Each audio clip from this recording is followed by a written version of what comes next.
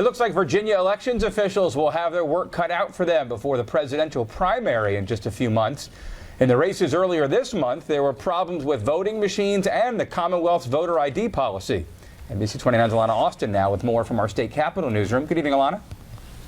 Well, good evening, Steve. And members of the State Board of Elections said that for the most part, the November 3rd elections went pretty smoothly. However, they're expecting a much higher turnout for the presidential primaries just coming up on March 1st. And they're really hoping for issues that were discovered in the past couple of election cycles to be addressed between now and then.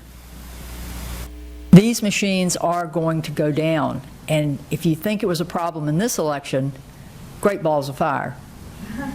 What is it going to happen if they go down on presidential or even in the primary? Ahead of the November 2015 races, the Virginia State Board of Elections banned thousands of touchscreen voting machines after widely reported issues. In response, many precincts went back to the old-fashioned paper ballots, but other touchscreens still in use, like one in Greene County, created troubles. In Greene County, we had an edge machine that had to be taken offline during the day. Thankfully, votes were recovered from the machine in Greene County, but it wasn't just that machine.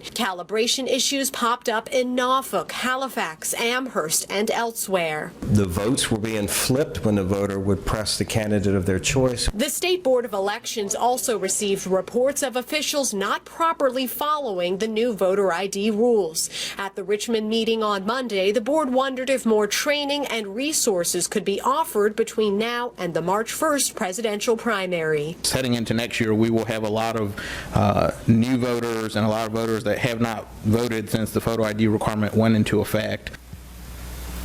Now, Steve, the commissioner of the Virginia Department of Elections, who we just heard at the end of the story there, he pointed out some of the errors made at precincts in Virginia. Again, not everywhere, but in certain precincts, for example, asking for 2 forms of a photo ID, perhaps not asking for a form of photo ID at all, both errors. He also said that voters who presented state employee badges, which can be an acceptable form of presenting who you are, presenting your ID, that was also turned away when it should not have been. Alana Austin live in our state capitol newsroom this evening.